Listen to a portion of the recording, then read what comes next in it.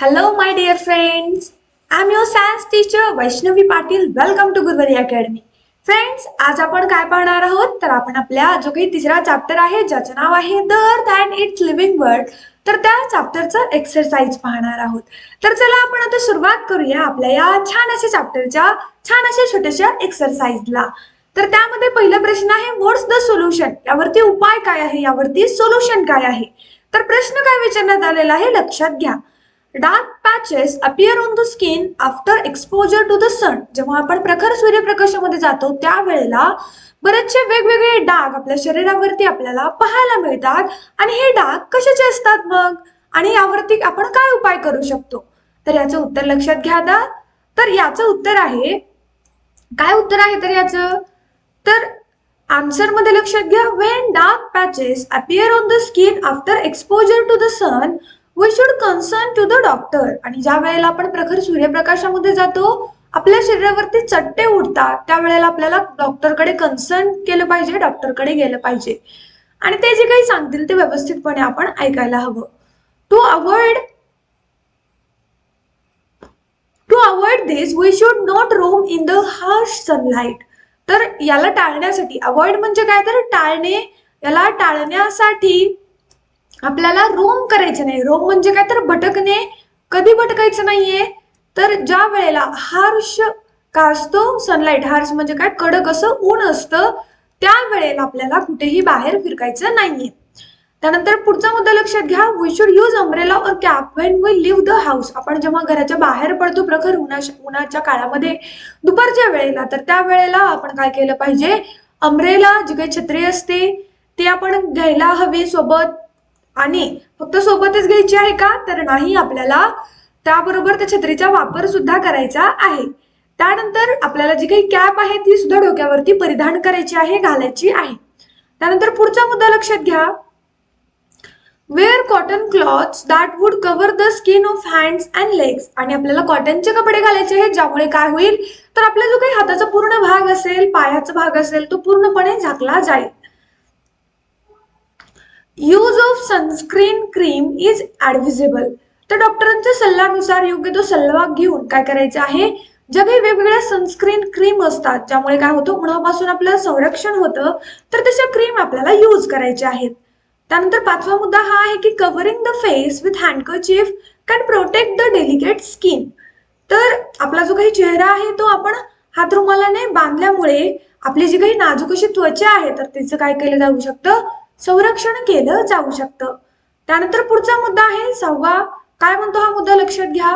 After returning from outside, आपण ज्या वेळेला बाहेरून परत येतो त्यावेळेला आपल्या चेहऱ्यावरती स्प्लॅश करायचं आहे. काय स्प्लॅश करायचं आहे म्हणजे शिंपडायचं आहे, मारायचं आहे. काय मारायचं आहे, कोल्ड वॉटर म्हणजे पाणी.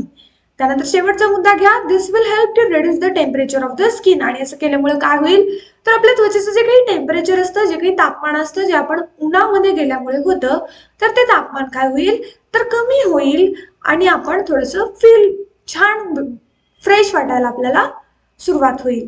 त्यानंतर आपण आता पुढच्या प्रश्नाकडे वळूया. पुढचा प्रश्न आहे यूज युअर ब्रेन पॉवर. म्हणजे काय तर जरा डोके वापरा. तर आपल्याला काय डोके वापरायचं आहे तर हे आता आपण लक्षात घेऊया. तर यामध्ये पहिला प्रश्न हा आहे की why are micro organisms are important. जे काही सूक्ष्मजीव असतात ते महत्वाचे का आहेत. तर बऱ्याच वेळेला आपण म्हणतो हे जे काही मायक्रो ऑर्गॅनिझम्स असतात ते आपल्याला काय करतात, हार्म करत असतात, ते आपल्याला हानी पोचवत असतात.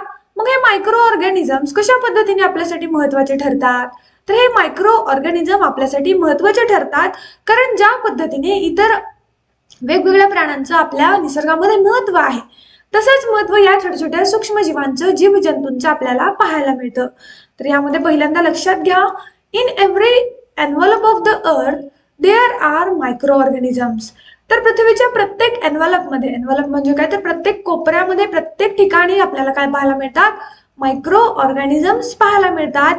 आणि मायक्रो ऑर्गॅनिझम्स म्हणजेच काय तर आपले जीवजंतू.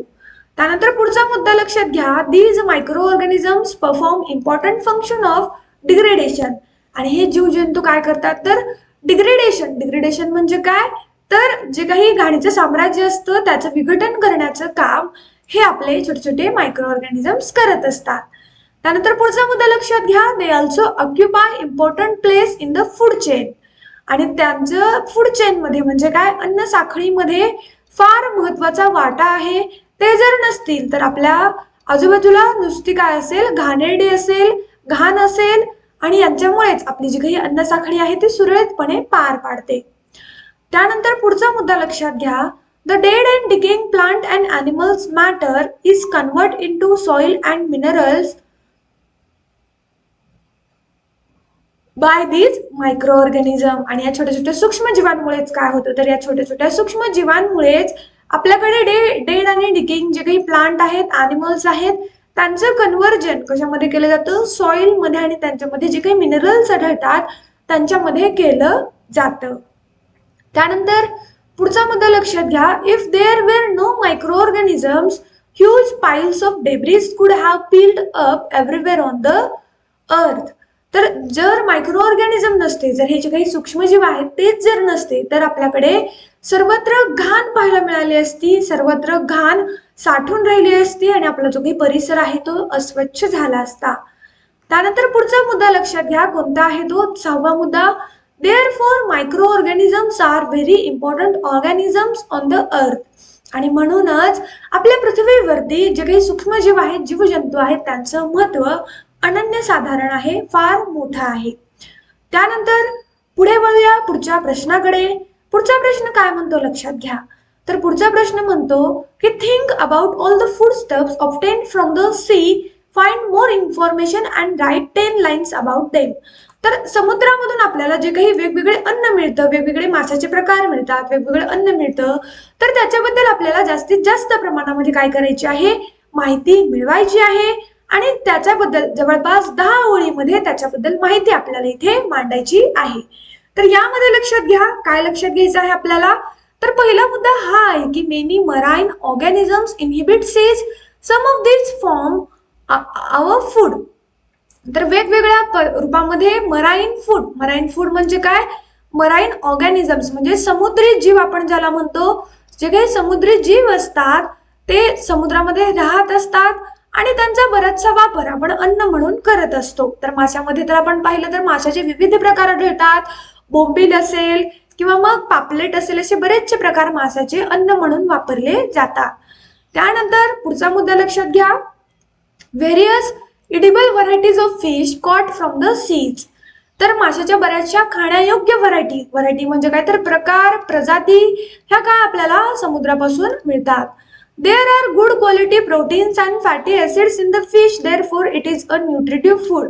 हे जे काही मासे असतात त्यांच्यामध्ये चांगल्या प्रमाणात, मोठ्या प्रमाणामध्ये प्रथिने मिळतात.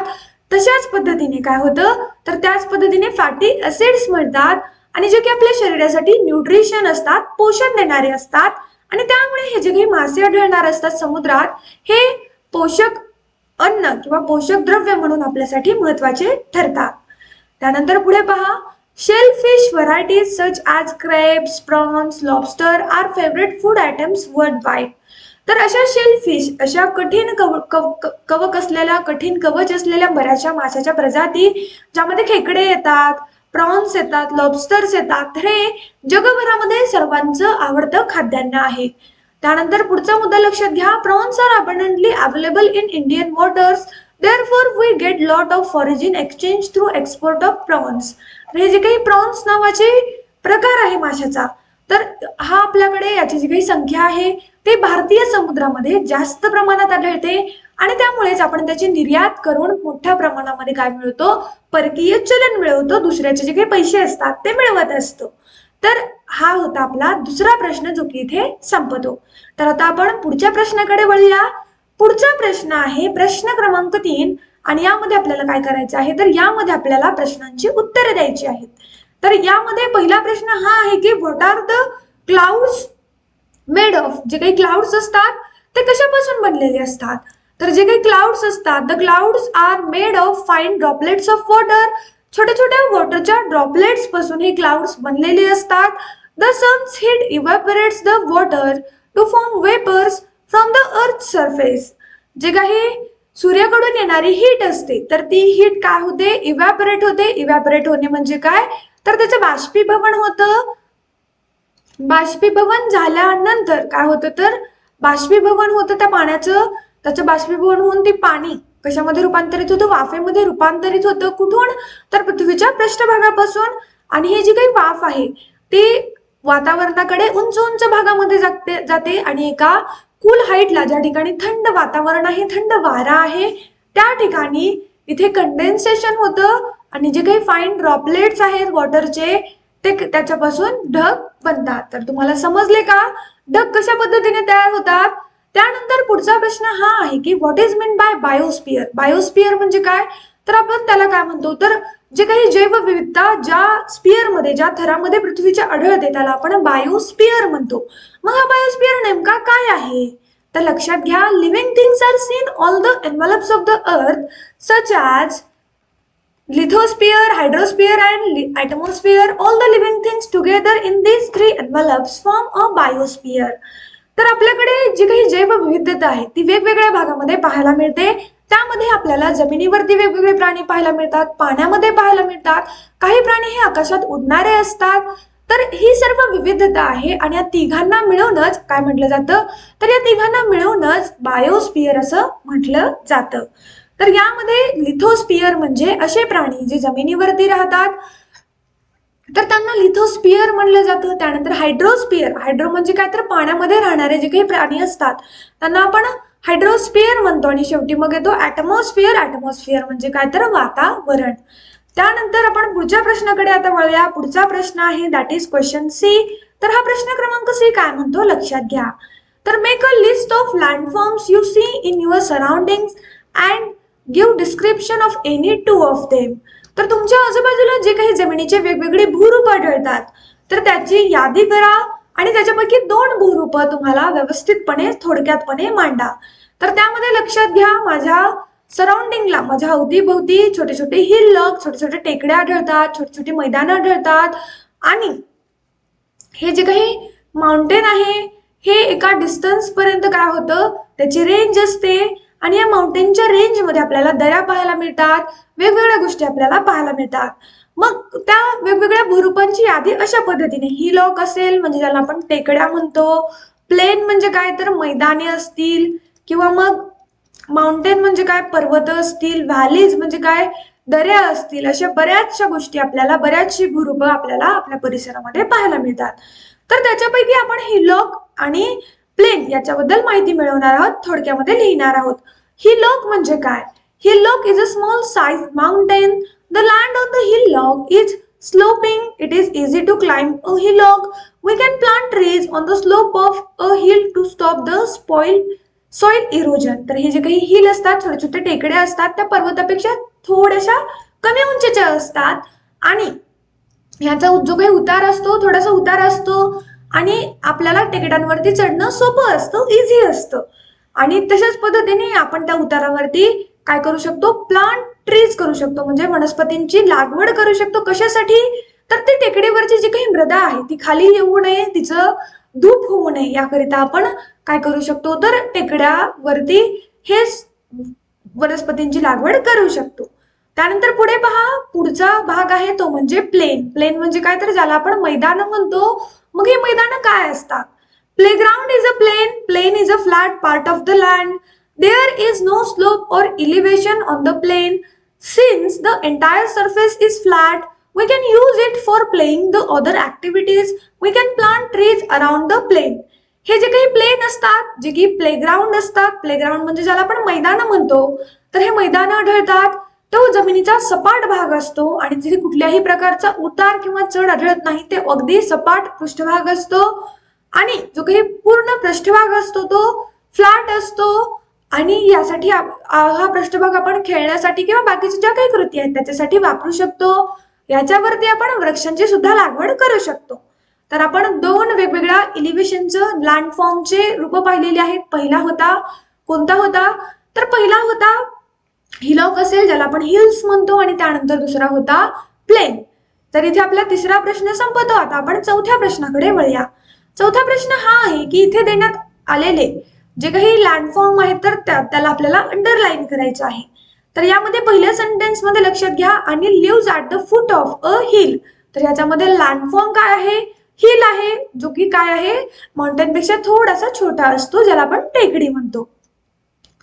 त्यानंतर पुढचं सेंटेन्स पहा. पुढचं सेंटेन्स आहे Riya lives in a plateau region. Plateau means what? पठार. ज्या ठिकाणी त्याचा जो काही पृष्ठभाग असतो तो प्लेन असतो, सपाट असतो. त्यानंतर इथे आपला चौथा प्रश्न संपतो. आता आपण पाचव्या प्रश्नाकडे वळूया. पाचवा प्रश्न आहे right a note about the following. तर इथे जो काही प्रश्न विचारण्यात आलेला आहे तर त्याबद्दल आपल्याला थोडक्यामध्ये माहिती लिहायची आहे, थोडक्यामध्ये टिपा लिहायची आहे. तर चला आता आपण टिपा लिहायला सुरुवात करूया. तर पहिल्यांदा आपल्याला इव्हॅपोरेशन बद्दल टिपा लिहायची आहे. इव्हॅपोरेशन म्हणजे काय? तर मुलांनो, इव्हॅपोरेशन म्हणजे बाष्पीभवन. आणि हे बाष्पीभवन कशा पद्धतीने होतं याबद्दल थोडक्यात माहिती आपण आता पाहूया. The heat changes water into vapour. जी काही हीट असते तर या हीटचं ट्रान्सफॉर्मेशन कशामध्ये होतं? वेपर मध्ये होतं. आणि ही जी काही ऍक्शन आहे यालाच आपण बाष्पीभवन म्हणतो. The sun's heat converts the water present on the earth's surface into water vapor. जी काही सूर्याची उष्णता असते त्यामुळे काय होतं तर पृथ्वीवर जे काही पाणी उपस्थित आहे त्याचं रूपांतर वाफेमध्ये होतं. आणि वाफेमध्ये झाल्यानंतर मग ती वाफ काय होते तर वरच्या थराला जाते. वरच्या थराला गेल्यानंतर तिथे तिला थंड वारा मिळतो आणि थंड वारा मिळाल्यामुळे तिचं कंडेन्सेशन होतं आणि तिथे मग पाऊस पडायला सुरुवात होते. आणि वाफेचं हेच काम आहे. ही जी काही वॉटर सायकल आहे ती कंटिन्यू करणं हेच या वाफेचं काम आहे. त्यानंतर पुढे आपण पाहणार आहोत कंडेन्सेशन म्हणजे काय. तर कंडेन्सेशन ही प्रक्रिया आहे ज्यामध्ये काय होतं, जे काही बाष्प आहे तर त्या बाष्पाचं रूपांतर कशामध्ये होतं? पाण्यामध्ये होतं.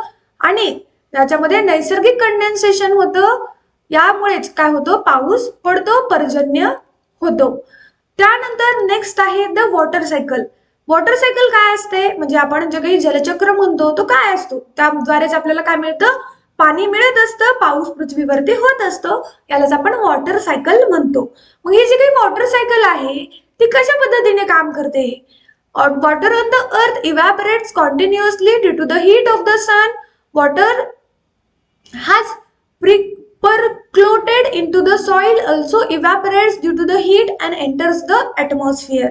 As water vapor is lighter than air, it rises high up into the atmosphere. As it goes higher, it cools and condenses, forming very fine droplets of water. हे जे काही वॉटर असतात, वॉटर वेपर असते, ती हवेपेक्षा अगदी हलकी असते. मग ती काय होते तर वातावरणाच्या वरच्या थराला जाते आणि वरच्या थराला गेल्यामुळेच तिचं काय होतं तर तिचं ट्रान्सफॉर्मेशन हे वॉटर ड्रॉपलेट मध्ये होतं. आणि हे जे काही वॉटर ड्रॉपलेट असतात ते स्मॉल असतात आणि त्यामुळेच ते वातावरणामध्ये तरंगत असतात त्याचे ढग बनून.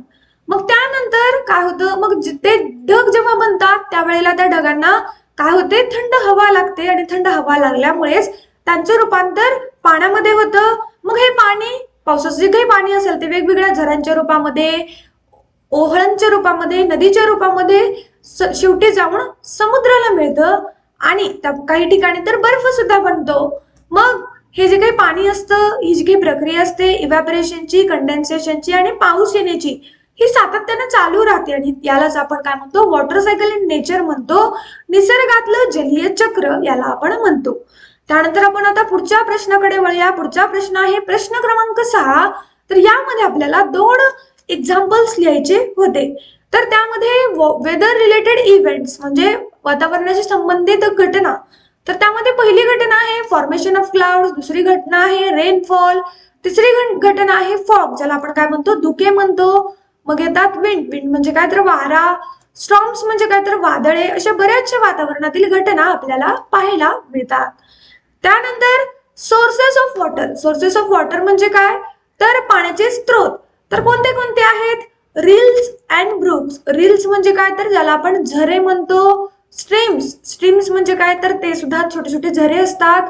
वेल्स अँड रिव्हर, विहिरी आणि नद्या. लेक्स अँड पॉन्ड्स, तळे आणि तलाव.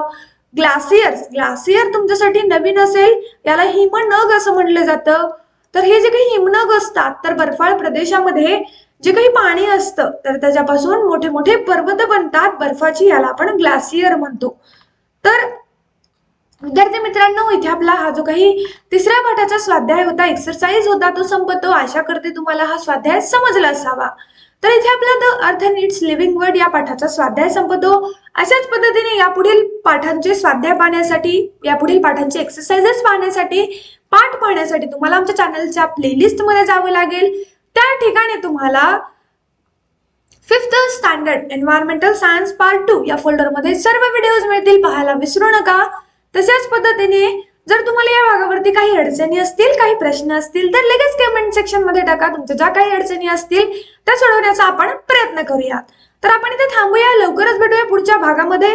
तोपर्यंत सर्वांना बाय बाय, टेक केअर बच्चे लोग. लवकर भेटूया पुढच्या भागामध्ये.